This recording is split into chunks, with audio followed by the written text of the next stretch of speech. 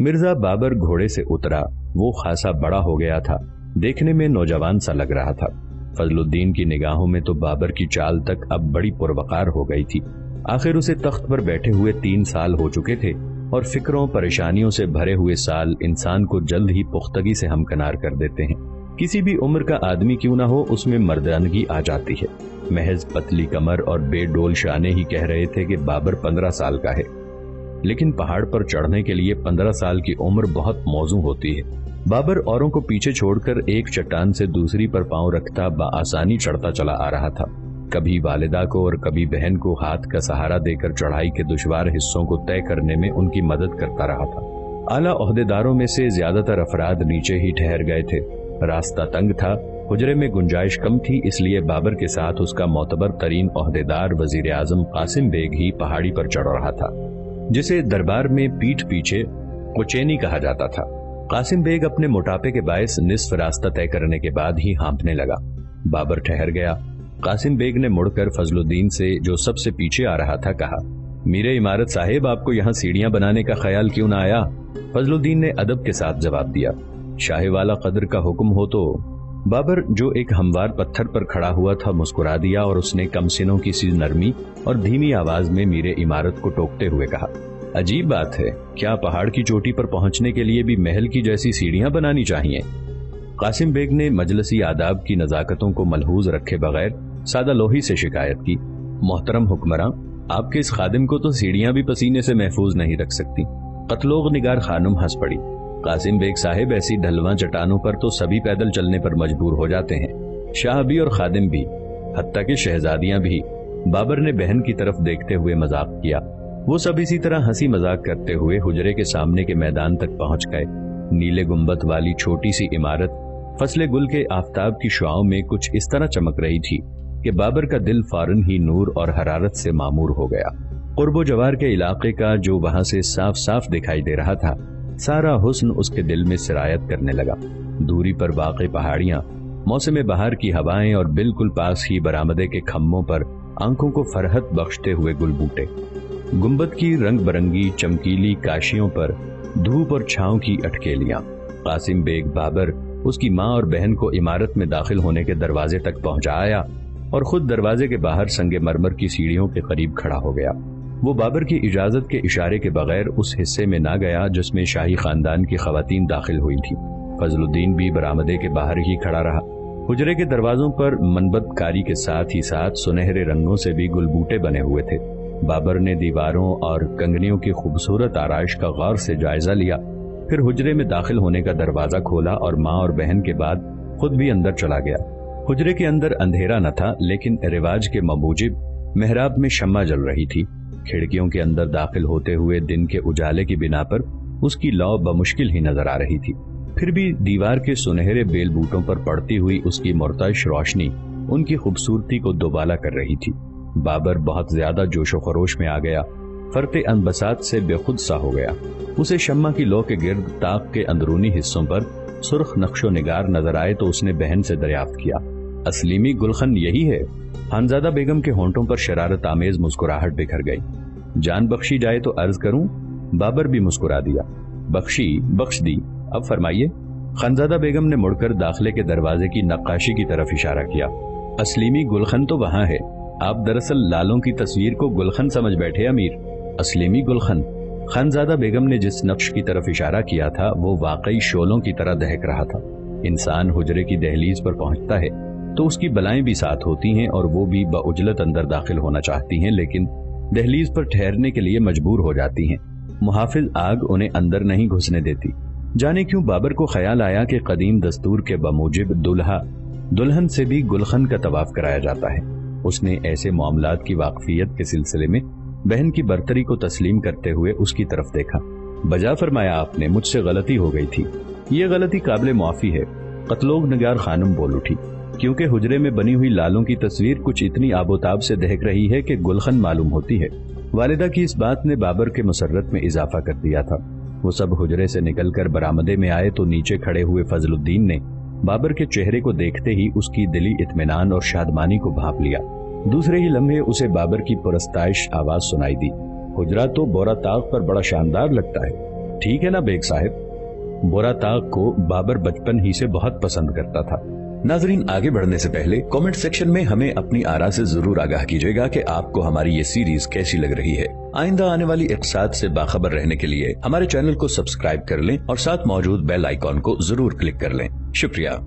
इस बुलंद पहाड़ी को कुदरत ने हमवार वादी के वसी इलाके में वाकई लोगों को मुतहय्यर करने के लिए इस्तादा किया था। वाकई किसी गैर मरई कुव्वत ने ही कहीं से किसी अजीम व बेकरां कोहसार के एक हिस्से को लाकर यहाँ बीच मैदान में चारों तरफ से नजारे के लिए इंतहाई मौजूद जगह पर रख दिया था। हाँ, बाबर की तख्तनशीनी के बाद उसके नाम से वाबस्ता ये पहली इमारत छोटी ही थी, लेकिन खुद उसे बेहद अजीज थी और रोशन मुस्तकबिल की जिसके ख्वाबों में वो खोया रहता था उम्मीद दिला रही थी। उसके दिल में शदीद ख्वाहिश पैदा हुई कि ये हुजरा पहाड़ी की रफतों पर तवील अरसे तक कायम रहे और लोगों को उसकी याद दिलाता रहे। बाबर ने मीरे इमारत को सवालिया निगाहों से देखा। इस पहाड़ी पर तो बहुत बारिशें होती हैं, बर्फ बहुत गिरती है, ऐसी जगह पर हुजरा काफी अरसे तक खड़ा भी रह सकेगा? कतलोग निगार खानुम और खानजादा बेगम ने भी मीरे इमारत की तरफ दिलचस्पी के साथ देखा। फजलुद्दीन के घुटने उसके कहे में न रहे और घबराहट के मारे कांप उठे। वो सीने पर हाथ रखकर कोरनिश बजा लाया। इंशाअल्लाह ताला ये हुजरा तवील अरसे तक कायम रहेगा। कासिम बेग ने उसकी तायीद की। जी हाँ, कोई 40-50 साल। लेकिन उसे फजलुद्दीन की निगाहों से फौरन ही अंदाजा हो गया कि मुद्दत के इस तयन ने उसने मीरे इमारत को ठेस पहुंचाई है। फजलुद्दीन ने उसकी सख्ती से मुखालफत करना चाही, लेकिन ऐन उसी लम्हे उसे अपने चेहरे पर किसी की मोहब्बत भरी निगाहों का लम्स महसूस हुआ। उसने सर उठाया और खानजादा बेगम को अपनी तरफ देखते पाया। उसे यूं लगा जैसे शहजादी चेहरे को ढकते हुए बारीक दुपट्टे के पीछे से कह रही हो कि सब्रो एहतियात से काम लीजिए। फजलुद्दीन ने खुद को अंगारों पर गिरते महसूस किया। चेहरा सुर्ख हो गया। अब तो राज खाश होने को है। और खानजादा बेगम की तरफ रुख करके बहुत ज्यादा झुककर कोरनिश बजा लाया। खानजादा बेगम ने बाबर से कहा, अरे अमीर जीशान, हुजरे की तामीर तो उस्ताद फन के हाथों से हुई है। इसे कई आइंदा नस्लें देख सकेंगी। मुलाहिजा फरमाइए, इन सारी जगहों को जो बर्फ व बारह से मुतासिर हो सकती हैं, चिकनाए हुए संगखारा से ढक दिया गया है इन्हें। और हुजरे की बुनियादें चट्टानों के अंदर इतनी ठोस और मजबूत हैं कि उन्हीं का जुज बन गई हैं। फजलुद्दीन साहिब अजीम इस्तेबदाद के मालिक हैं। ये हरात और समरकंद के बेहतरीन मेमारों से कम थोड़ी हैं। बाबर को कतन नहीं मालूम होना चाहिए था कि ये एक आम मीरे इमारत के दिल में मरहूम शाही आली नसब की दुख्तर की मोहब्बत के जज्बात उमड़ रहे हैं। हरगिज नहीं। मालूम हो जाता तो खतरनाक था और मायूस कुन। खुदा का शुक्र के कोरनिश बजा लाना लाजमी था। और फजलुद्दीन खानजादा बेगम के हमदर्दी भरे अल्फाज के जवाब में एक बार फिर बहुत ज्यादा झुककर कोरनिश बजा लाया। लेकिन महज अपनी आंखों की मखसूस चमक को छुपा लेना ही काफी न था। जबान से अदा होने वाले अल्फाज का भी उसे एहसास के साथ ख्याल रखना था कि कदम तलवार की धार पर पड़ रहे हैं। आलिजा, खादिम ये अर्ज करने की इजाजत चाहता है कि हुजरे की तामीर में वैसे ही पत्थर, वैसा ही संगे जराहत और वैसी ही चमकीली काशनें इस्तेमाल हुई हैं जैसी कि समरकंद के अलख बेग मदरसे में की गई थी, इंशाअल्लाह ताला। फजलुद्दीन ने अपनी बात चौकसी के साथ जारी रखी। ये हुजरा जो अजीम मिर्जा बाबर के शायान शान है, कई सदियों तक मजबूती के साथ खड़ा रहेगा। बाबर को यह सुनकर और ज्यादा जोश आ गया। आमीन। हुजरा हमारी तवक्कुआत से ज्यादा खूबसूरत साबित हुआ। आफरीन फजलुद्दीन साहिब। कासिम बेग ने हिचकिचाते हुए कहा। बाबर ने बात संभाल ली। साहिब कमाल फजलुद्दीन। उसने आफ्ताबची के करीब खड़े हुए मीरे खदम की तरफ मुड़कर बुलंद आवाज से कहा, साहिब कमाल को खिलत अता किया जाए। मीरे खदम ने घबरा कर आफ्ताबची की तरफ देखा। क्या किया जाए? खलत तो नीचे शामियाने में ही रह गई थी। कासिम बेग ताखीर होते देखकर अपनी जरी के चोहे के गिरेबान का, जिस पर गुलबूटे कड़े हुए थे, बंद खोलने लगा। इजाजत दीजिए हुक्मरान। बाबर ने इस फैयाजी को दुरुस्त तसव्वुर करते हुए मुस्कुराकर असबात में सर हिला दिया। कासिम बेग ने अपना चोगा उतार के फजलुद्दीन के शानों पर डाल दिया। इन्हें हमारी तरफ से एक घोड़ा पूरे साज के साथ पेश किया जाए, बाबर ने बड़ी फैयाजी के साथ कहा। और बैक वक्त कई आवाजें गूंज उठी। मुबारक हो, इनामो कराम मुबारक हो। फजलुद्दीन को सबसे पहले खानजादा बेगम की आवाज सुनाई दी। दूसरी आवाजों के लिए वो जैसे बहरा सा हो गया था। वो शहजादी की तरफ देखने की जुर्रत न कर सका और कोरनिश में सर को झुकाए हुए खड़ा रहा। सारी बातों के बावजूद खुद को खुश नसीब तस्वुर करता रहा। मिर्जा बाबर सपहर को बोराताग पर तन्हा रह गया। कासिम बेग ने ओहदेदारान सल्तनत को बता दिया था कि हुजराए हुक्मरान के लिए तन्हा वक्त गुजारने की जगह बन गया है और मुमकिन है कि वो सारी रात वहीं काट दें। محافظ دستے کے سپاہی بابر کو نظر نہ آنے کی کوشش کرتے ہوئے پہرا دینے لگے۔ بابر کافی دیر تک برآمدے کی بلندی سے قرب و جوار کے خوبصورت مناظر سے محظوظ ہوتا رہا۔ فصل گل چاروں طرف سے اوش کی جانب خیراما تھی۔ فضائیں اتنی صاف و شفاف تھیں کہ نیچے وادی میں چلتے ہوئے الاؤں کا دھواں تک سیاہ نہیں بلکہ خاکستری نیلگوں ہو رہا تھا۔ دور دراز واقع برف پوش پہاڑیوں کے دامنوں تک ساری وادی ہریالی کے بہرے بے کراں کی سیدھ لگ رہی تھی۔ بابر یہ اندازہ لگاتے ہوئے کہ اوزگند، مرغیلان اور یہاں سے بہت دوری پر واقع اسفرا، خوجند اور اخسی کہاں کہاں ہیں، تصور کرنے لگا کہ ان سب شہروں کے باغات اس وقت کیسے سفید جھاگ جیسے پھولوں میں ڈوبے ہوئے ہوں گے۔ بلند کوہستانی سلسلوں سے گھری ہوئی لشک جنگ وادی فرغانہ پھولوں اور خوشبوؤں سے معمور ہوگی۔ نوجوان حکمران نے قدر فخر کے ساتھ سوچا، وہاں امن و سکون کا دور دورہ رہے گا۔ جنگ کے خاتمے کو 2 سال سے زائد مدت ہو چکی تھی۔ وہ شاہ سمرقند کو امن برقرار رکھنے پر مجبور کر دینے میں کامیاب ہو گیا تھا۔ ایسے لمحات میں کاغذ اور قلم بابر کی توجہ اپنی طرف مبذول کر لیا کرتے تھے۔ خدمتگاروں نے حجرے کے اندر 6 پایوں والی چوکی بچھا دی تھی۔ وہ اس کے پاس بے قسم کا گدا بچھا کر بیٹھ گیا اور اپنے روزنامچے کو کھولا جس پر عنوان کی حیثیت سے ترک درج تھا۔ اس میں گزشتہ بار اس نے کان بادام اور اسفرا سے متعلق اپنے مشاہدات قلم بند کیے تھے۔ اس وقت اس نے صاف صاف حروف سے لکھا، اوش کے باہر بوراتاغ پہاڑی کی چوٹی پر میں نے 992 ہجری میں برآمدے والا ایک چھوٹا سا حجرہ تعمیر کرایا۔ یہ حجرہ بہت اچھی جگہ پر بنا ہوا ہے اور یہاں سے سارا شہر اور قرب و جوار کے علاقے صاف دکھائی دیتے ہیں۔ وہ بڑے جوش و خروش کے ساتھ لکھتا رہا اور بنفشے اور لالے کے پھولوں کا جنہوں نے اسے متحیر کر دیا تھا اور اوش کے لال لال سے پتھروں کا تذکرہ کرنا نہ بھولا۔ اتنے میں قاسم بیگ دروازے میں نمودار ہوا۔ گستاخی معاف فرمائیں عالیجا، آپ کے نیک کام میں مخل ہوا، لیکن بخارا کے سلطان علی خان نے فوری اہمیت کی کوئی خبر بھیجی ہے۔ بابر نے قدر جنجلاہٹ کے ساتھ قلم رکھ کر قاسم بیگ کو اندر آنے کا اشارہ کیا۔ قاسم بیگ نے گول لپٹا ہوا خط جس کے اوپر مہر شاہی ثبت تھی پیش کیا۔ اسے پڑھ کر بابر نے سر اٹھایا۔ سلطان علی خان نے ہمیں سمرقند پر لشکر کشی کی دعوت دی ہے، اس نے کچھ سوالیہ سے لہجے میں کہا۔ سمرقند والوں سے ہمارے پرامن تعلقات قائم ہیں، لیکن سلطان علی خان سے تو ہم نے جنگ میں ساتھ دینے کا معاہدہ کر رکھا ہے۔ حکمران عالی، میرے خیال میں لشکر کشی کو ٹالا نہیں جا سکتا، جنگ چھیڑنے میں عجلت نہ کیجیے۔ وزیر اعظم، ہمیں اس معاملے میں پہلے تو والدہ صاحبہ کی دعائے خیر حاصل کرنی ہوگی۔ بابر کا ہر اہم معاملے میں کسی فیصلے پر پہنچنے سے قبل والدہ سے مشورہ قاسم بیگ کو ایک آنکھ نہیں بہتا تھا۔ اس نے سوچا، آخر اس کی ضرورت ہی کیا ہے؟ ظاہر ہے کہ خواتین جنگ کو پسند نہیں کرتی۔ مہمی حملے اور جنگیں تو بہادروں کی شہرت میں 4 چاند لگاتی ہیں، اور یہ خود رائے اور جنگ جو بیگوں کو قابو میں رکھنے کا مؤثر ذریعہ ہیں۔ ان بیگموں کے پیٹ محض روٹی سے ہی نہیں بھرے جا سکتے، کم از کم ان کی تلواروں کو بھی تو میان سے نکالے جانے کا موقع ملنا چاہیے، جس میں عرصے تک رکھے رہنے سے زنگ لگ سکتا ہے۔ قاسم بیگ بابر کے پیچھے پیچھے قتلوگ نگار خانم کے شامیانے میں داخل ہوا تو وہ غیر مطمئن سا تھا، لیکن اس نے ایسا ظاہر کیا گویا اس کی یہ کیفیت بوراتاغ کی کھڑی ڈھلان سے اترنے کا نتیجہ رہی ہو۔ ماں کے پاس خانزادہ بیگم بھی بیٹھی ہوئی تھی۔ خدمتگاروں نے بابر کے لیے دسترخوان لگایا اور طلائی قاب میں سیخ کباب لائے۔ سب لوگ خاموش تھے۔ کبابوں کے بعد قمیض پیا گیا۔ اب بھی شامیانے میں خاموشی ہی چھائی رہی۔ آخر کار قاسم بیگ نے اپنی لمبی داڑھی پر سے قمیض کے سفید قطرات کو جھاڑ کر گفتگو چھیڑی۔ ہمارے حکمران نے مرزا سلطان علی خان سے معاہدہ کر رکھا ہے۔ ہم نے وعدہ کیا ہے کہ موسم گرما میں اپنے لشکر سے ان کی مدد کریں گے۔ گرمیاں شروع ہونے کو ہی ہیں۔ اللہ تعالیٰ نے ہمیں امن و چین سے زندگی گزارنے کی خوشبختی عطا کی ہے۔ قتلوگ نگار خانم نے کہا، ہمیں اس نعمت کی قدر و قیمت کا احساس ہونا چاہیے محترم قاسم بیگ۔ سلطان علی خان اپنے برادر بھائی سنقور مرزا کی تخت نشینی پر معترض ہیں۔ خدا کا شکر ہے کہ ہمارے حکمران کا تخت اندجان میں موجود ہے۔ قاسم بیگ خاموش رہا۔